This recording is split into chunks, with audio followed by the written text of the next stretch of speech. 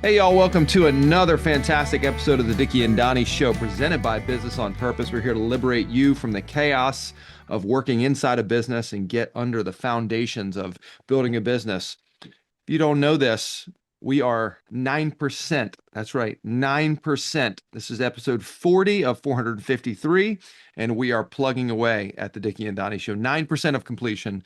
And if you're like Donny, who's got a finger tattoo of this for episode 453 on his finger tattoo. You might know that. Yeah, there it is. Here. You I do know, have I told this story on this show yet? My well, I was tattoo? just going to go there that the tattoo you have is wrong. That was bold, and I don't know if I'd agree that it's wrong. What do you Am I mean when right you or am say I wrong? wrong? I'm pretty When sure you I'm right. say what do you mean? Is it just wrong? Like what? It's the wrong date. It's the wrong date.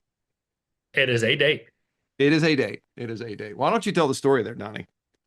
My wife and I got married on a day of the year, and that day is the same every year. We celebrate that day, and it's that day alone, and it's It's August called your 19th. anniversary. It's Yeah, called my no. anniversary, August 19th, 2017. Now I have a son on August 17th. So you add in the 1, the 8, 19, 8, 17, but also we were born on 8, 19, 17. So now my anniversary that was locked in, I now waver on the date. And I also waver on my son's date. It's unfortunate. But we got married on August 19th. And 1 year in, working in ministry, didn't have a ton of money. And like, hey, do we have to do anniversary gifts? Kind of the like, hey, I'm happy to, but also like we just got done with some birthdays and we got Christmas and what do we do? Like, do we have a budget? Like, do we? And I'm happy to get a gift for $100 for you, but like, we don't have the money, so what do we do? And that was like, well, what do we want? Is there a way to make it more reasonable or more touching on our first anniversary, like first of so many? And both of us wanted like both of us had this like, yeah, I'd love to get a tattoo, but I like it's got to be something I care about. I don't just want to flippantly get a tattoo. And at the company we were working for, you couldn't have a visible tattoo. It's not weird, but it was real. So I was like, well, the only place I'm going to get one is under my watch because I always wear a watch. Or I'm going to get it like on my, but I even like if you were to go swimming and take your shirt off and it's on your shoulder blade, you had to have it covered. I was like, I'm only going to get it underneath my watch. So we were thinking, what would it be? And I was like, what if we just got the date of our anniversary tattoo? Beautiful. She's Love like, that. oh, I like it. And it was like, great. We found a place and I was like, hey, would you do this? $100 total, $50 each. She's like, yeah, be happy to. It's super easy, super quick. Awesome. And so we had called on a Monday. We were going on a date night to the big town on Friday. We lived in a small town that didn't have a grocery store or anything. So we always had to go to the big town for our date nights and everything. So we were going to the date This night. is the public service announcement. Always get a tattoo at places that have literate people that can read and write and know, numbers and things like Are that. you acknowledging that ours was not that? So all week, my wife, who is I don't want to say worst case scenario most of the time person. She's a worst case scenario all the time type of person. So we've been looking at tattoo fails all week. And she's getting mortified. And she's like, Brandon, Dickie, Donnie, I don't want to get a tattoo if it's going to be wrong. I was like, it's not going to be wrong. Like we're not getting some What like could go wrong? we're not getting a picture of your mom and then it turns out to be your dad. Like it's not going to be wrong and it's a date and it's Roman numerals and we had the Roman numerals correct. We checked it on a million different times. I still have the picture on my phone that I showed the lady. So we go in 8, 19, 17. That's what I want. I want it in Roman numerals. I want it on my wrist. Great. 8, 19, She 17. writes it, Right. and this is my only tattoo experience. I would assume this is how they do it all the time, but she wrote it on a little piece of paper, size and font, got it printed out, and she's like, Yep. "Now I want you to put it on your wrist and imagine like, is that the sizing you want? Is that the font you want?" Popey wanted hers a little bit smaller with dots in between them because it was cuter. I was like, I just kind of want blocked. Like I don't want it to be fancy. I don't want like a V with the line on. I just want a V. Like I just want it to be on my wrist, and I don't want it fancy, and I want it to be about the size of my wrist, and I don't, all this stuff, but I don't want it so close it gets jumbled. So we start working with size and font. We're not thinking much of it. And then we get our tattoos done, high five, it's great, spend $100. We go home that night and Did you tip her or you got him? I don't know, probably whatever. We were like, what Probably. we're Okay. very big and it's not great on our end of being like, hey, what do people do? Do they tip you? Yeah, they tip us. How much do they tip you? 20%. Awesome. Here's 20. If Great. we Here's don't know, if it's a brand new like the first time we had someone clean our house, Popey literally asked her, do people tip you? And they're like, no, not really, other than holidays. Okay, great. Then we'll like pay your rate. But do we around have to tip? Christmas. Yep. Do we have to tip you $50 every time? Because we're just going to add that into the check that we like as we budget things.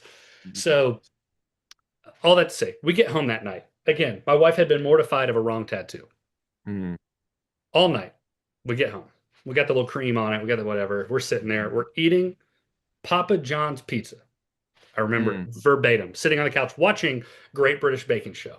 Been a minute since I've had Papa John's, but I did appreciate Papa John's in my younger years. I'm sorry, it was Pizza Hut is the only pizza place in our little town. Okay, I Sorry. have not had Pizza Hut in 30 years. Okay. And we grab it on the way home. We're sitting there. And my wife is a sweet, sweet girl, cute, cute girl. Really innocent verbiage, typically. Not on this night. We're sitting there, dogs to my left, wife to my right, pizza in front of me, Great British Baking Pizza Show on Hut the in my TV. hand. And I hear a word I did not know that voice could mutter is oh, insert word. I'll let you choose which word she chose.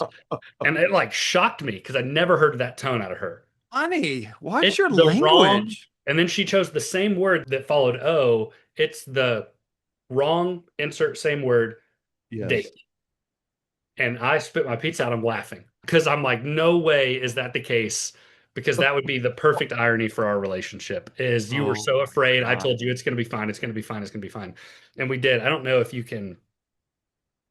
Yeah, I can see it. I got to turn this little light away. It's hard to Yeah, put it. there it is. So, It's hard okay, to it's, see. it's Yeah, yeah. even so it's VII, which is seven. Yeah, which is seven. We got Oh married in crap. August. So Seven. So that says 7 19 17 17. rather Yeah. than 8 19 17. But you So could just add a little one in. I can add the one. Mine has enough space. Hers Hers. is a little smaller and tighter with the dots. So she would have, hers would read VIIX. There'd be no space between the 8 and 7. So at this point, I was like, we're not doing anything about it. We're sticking with it. And every year on July 19th, we do something fun. Like we do something So goofy or cool. silly to celebrate it. She hates that I tell that story. And I'm like, that's the best. It means the same Best thing. story. And when people are like, Best what's your story ever. tattoo? It's our wedding anniversary. Oh, that's so cool. Nobody's been like, hold on, what's your wedding anniversary? Let me triple check that. Other than Mhm. my brother, who freaked out because he was like, do you even know? I was like, we know. We know. Yeah, we know. My So, first tattoo, I was living in Santa Cruz, California for a summer, sure. and a bunch of guys were getting tattoos, and I was like, "Yeah, I'll get a tattoo." Came back, and my mom freaked out a little bit. Age of 19, just out of college, 1 year, What goes and to where did you get it? California. What'd you get? Where was it? It was on my left arm, my right arm. I've got two now. My right arm. It was a cross with some fish in it that one of my friends designed and wrote Oh, it and cool. drew it. I forget the guy's name now, but it was a cool tattoo. And then I got another one on my left arm in Seattle, 2009.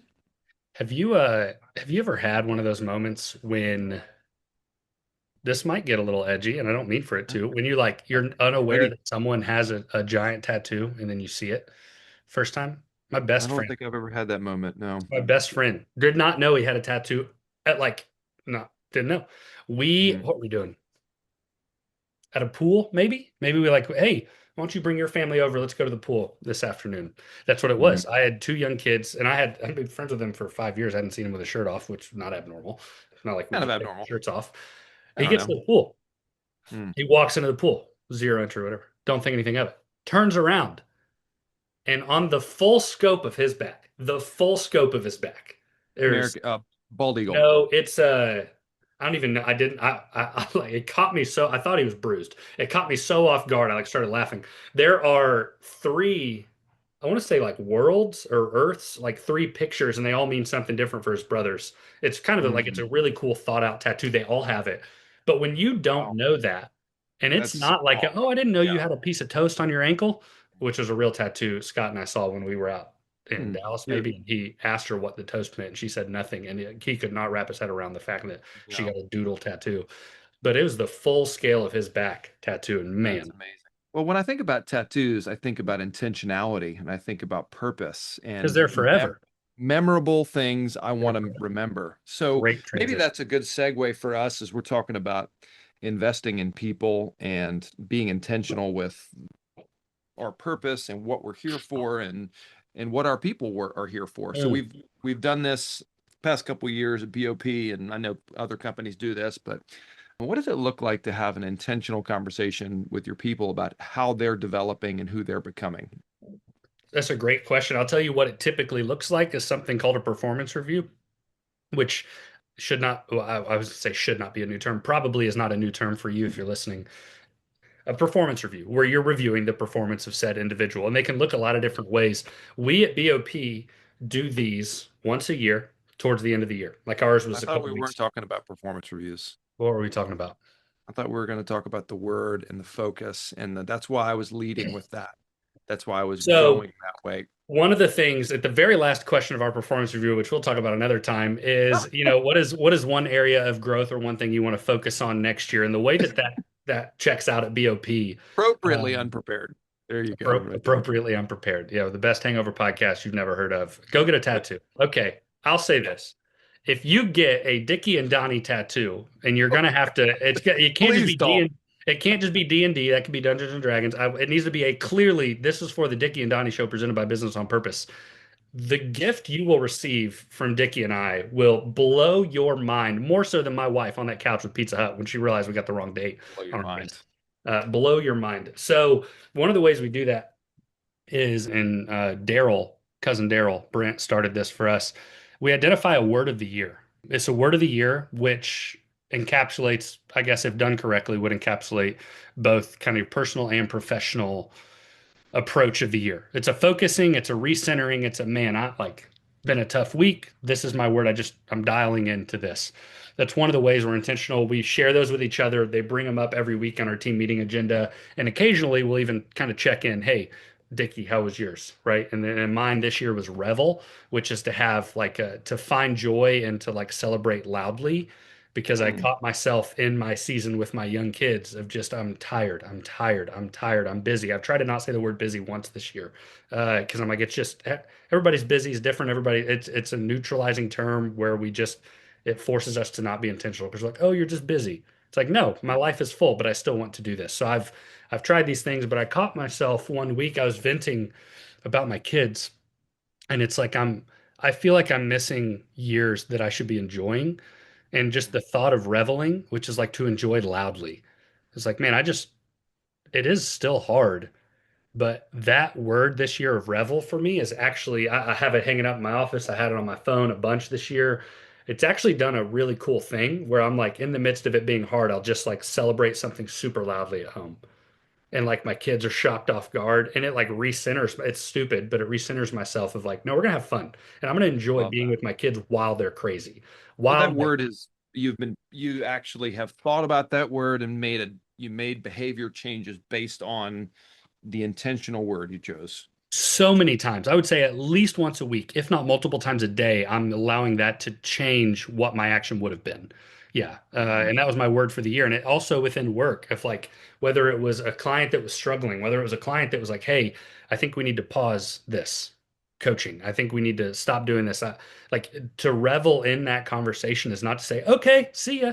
But it's no, no, no, let's think about this a little bit, and like to dive into it, but not in a way of, well, my owner is going to want to know that I fought for them. It's like, nah, I don't, that was not the drive behind it. There was a genuine change of, okay, I'm going to revel in this. Or when you have somebody walk through a horrific life event, it's ironic that my dad passed at the beginning of the year, right? And that was my year, was to revel, which is to enjoy loudly. And like, how in the world do you do that?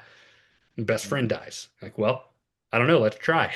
And I really do think that's like changed the way I approached a lot of that. And it changed the way I shared about it with my friends and my work and my kids. And it's like, no, I'm going to revel about his life. That's how that looked. His life was Mm. awesome. My life with him was awesome. So and there's still grief and all those pieces. It's not why we're talking Sure. about this, but Revel did have a genuine impact on the way that I lived this last year, for sure. Love that. I love it. So, My word was mind, and old Daryl made me a card. of course I he don't know did. why this is backwards, but It's not backwards. this is not backwards to you? Nope. Nope. It's backwards to me. It's That's showing. Oh, it must be denim. mirror reversed. Mine shows mine because your Dickie and Donnie in the background reads Dickie and Donnie. Oh, it's backwards to me. I must have it mirrored just on my side. Okay, good to know. My word is mind, and I was having coffee with my wife this morning. We do our weekly coffee date. We were late. We usually do it on Fridays. We did it I remember today that. because Friday was the day after Christmas, I believe. Was that It right? was. Yeah. Mhm. So we were talking about our mind and our this framework of how we think, and she's a therapist, So she does her best work on her husband. She said, "What's the framework of your mind? Did you know that you have to believe something before you'll experience it?" And so she's going neurologically in the brain. And anyways, we had a long discussion about the brain this morning, which was interesting. My wife and I did not, which will shock you. Mhm. What do you think is either an admonition or an encouragement to a business owner to engage? So I think that actually what I heard was performance reviews and personal intentionality. Maybe there's like a work perspective of who you're becoming, how you're growing at work in a career, and then also as a person. So I appreciate maybe I have all the tension of both of those working together. Mm. The things I learn at work help me become a better dad and a better father. When I Yeah, when I a good intentional present dad, father, friend, I'm better at work. So maybe there's a perspective that both those work together. yeah, and there's a phrase we use all the time for that, right? And we've said on the show before, life and business necessarily intersect. It's not the approach of, well, my work life balance is off right now.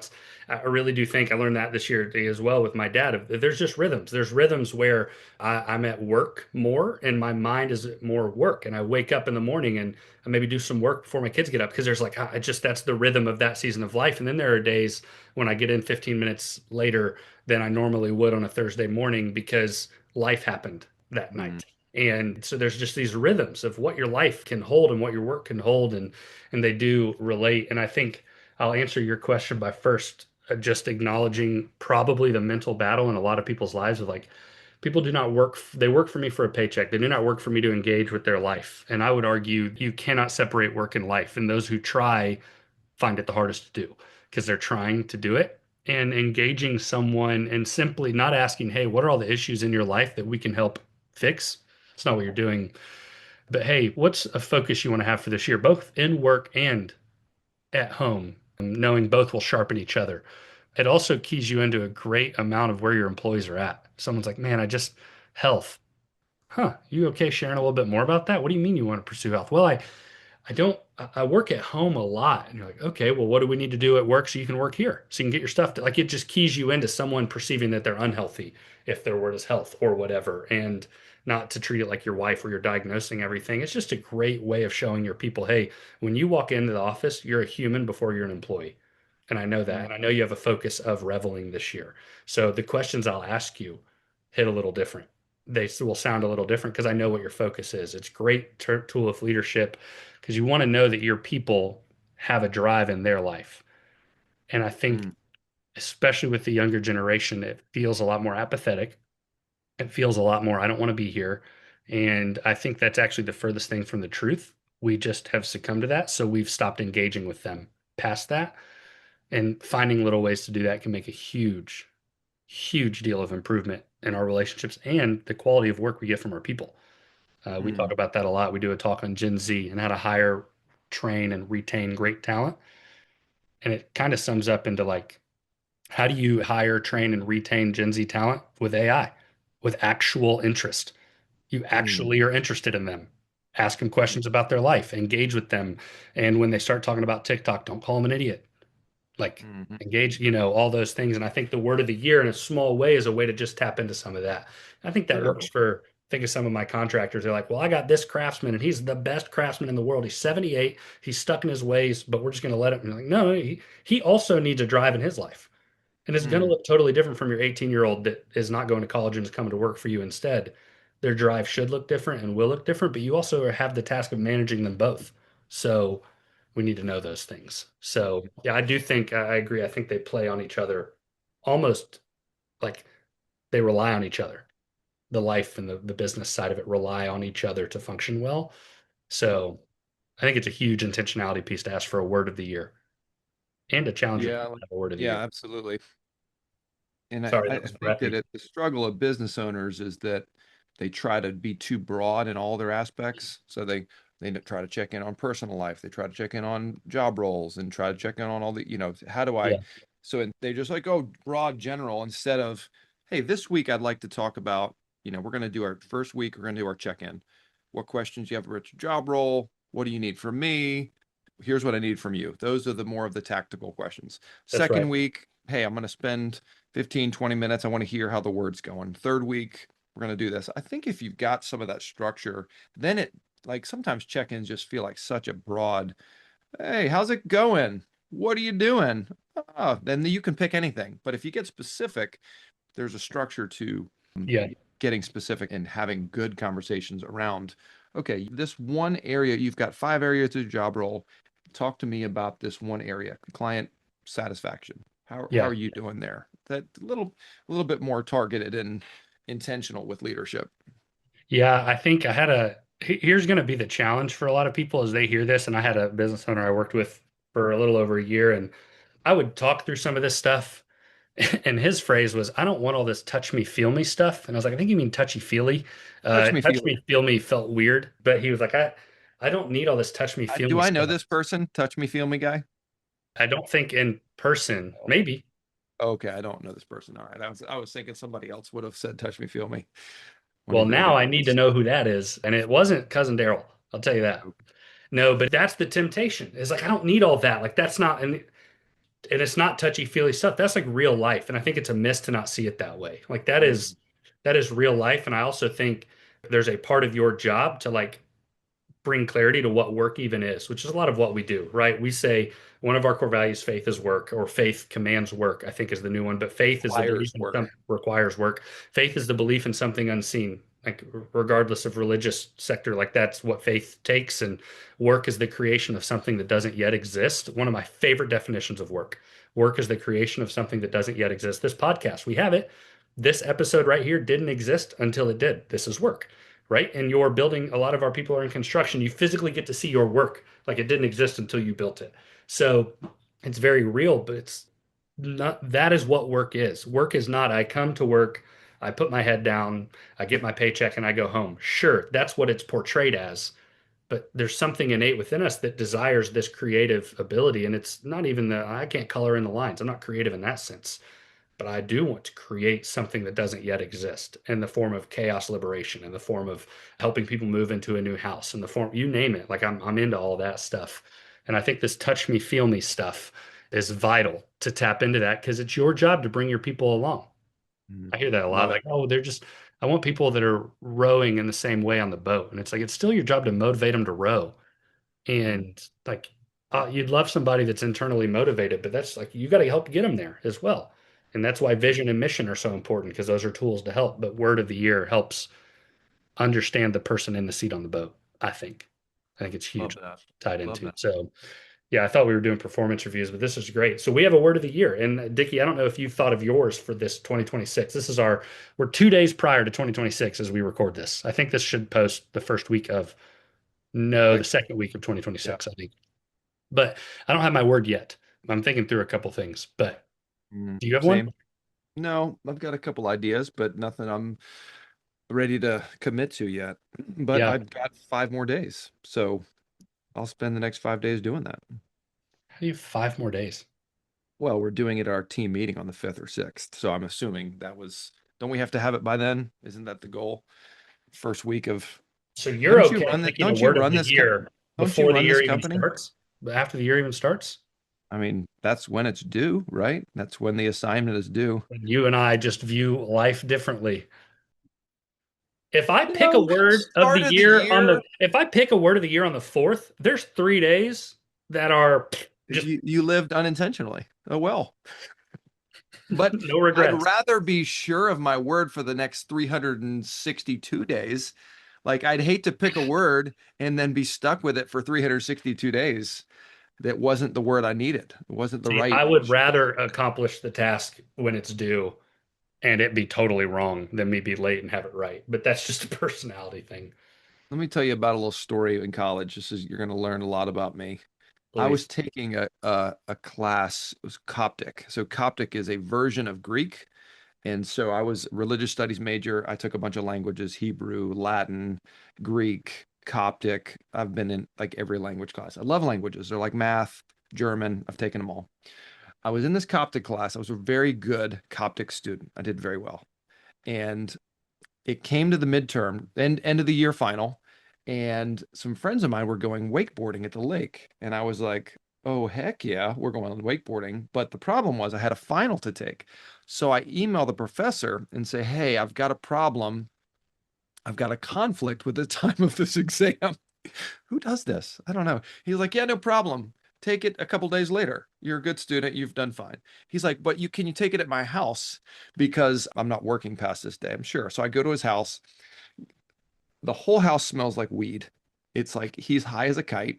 Well, he And teaches copyright. that topped it. Yeah. And so I go to his kitchen and he's like, well, you're a very good student. He's like, had some kind of accent. So you definitely get A or A minus in this class. And I was like, oh my gosh, this is amazing. Haven't even taken the exam yet. I thought I was prepared for the exam.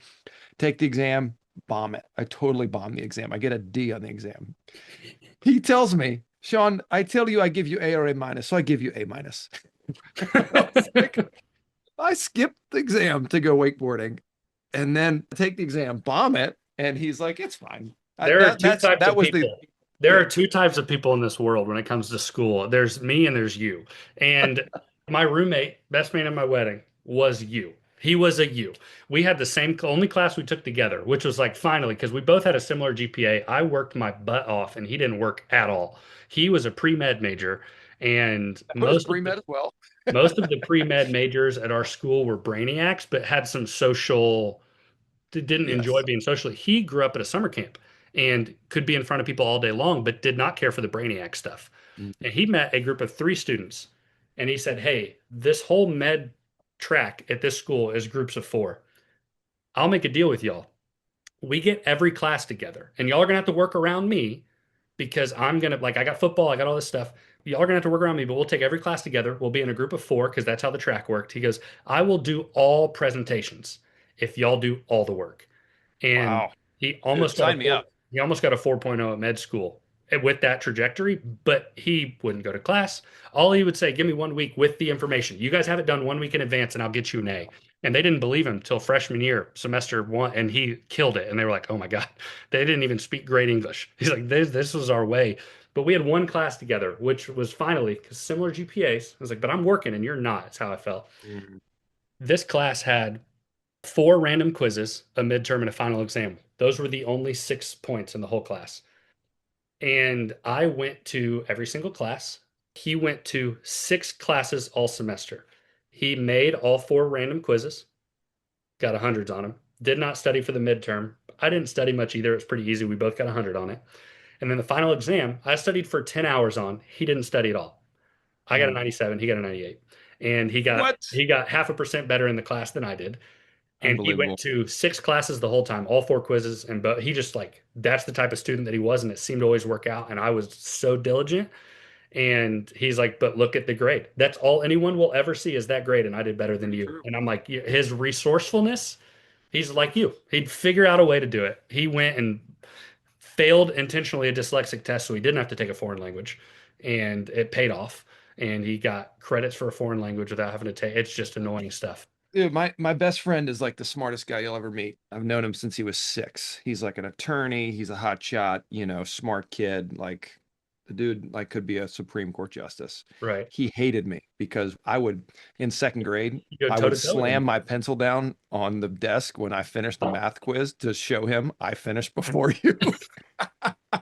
He still gives me crap about it. He's like, Yeah. dude, I hate you. How did you finish that so fast? See, And I was he like, probably still beat me in the exam, yeah, but I was like an average student. I just worked really hard. I felt like that's what I should do, especially in college, you're paying for it.